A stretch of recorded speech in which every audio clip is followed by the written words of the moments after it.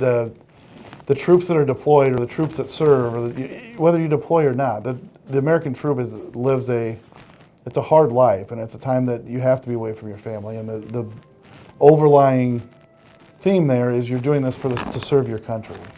And I think it's nice to have the monuments, to preserve the monuments, so that people that are that are running through the park or taking a walk through the park have a second to look at the monuments and really take a time to reflect what's important in life and understand that there's people that are fighting for their freedom. Well, Mecca has been working for a while to revitalize the downtown. So there had been some work that had already started down there, and they knew that they had some monuments and memorials that they wanted to keep.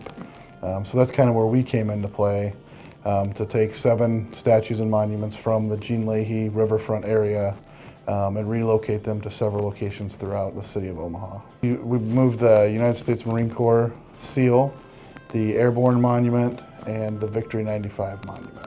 Growing up, I've had respect for American troops. I'm a veteran myself. I served in the Air Force, so it held kind of a special place in my heart as well. So just kind of a cool deal, making sure that we were able to safely transport those bricks and monuments from one location to the other. The Marine Corps seal is basically the actual seal of the Marine Corps.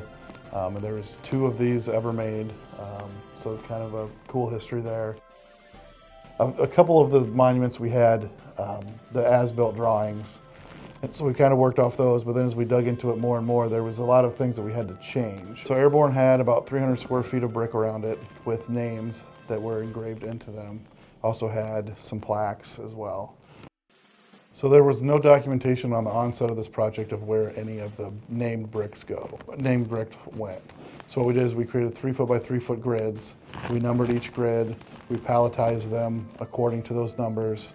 That way when we transported them from downtown to Memorial Park, we were able to unpalletize them and place them back in the exact order that they were found. So the Victory 95 actually had about 15,000 bricks in the field. Of those 15,000, approximately 4,100 of them had names.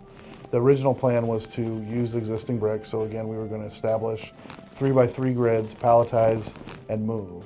About 20% of the way through removal of brick, we had a 93% damage rate to the bricks that were not salvageable. We established the best path forward would be to purchase new bricks to as closely match the existing bricks as possible, which also required the engraving of approximately 4,100 bricks.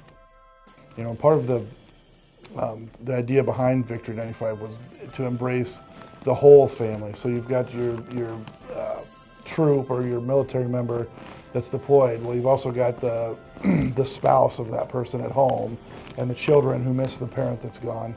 There's a lot more involved than just the individual that's deployed or away from their family. Their family and everybody has a tough time with that as well.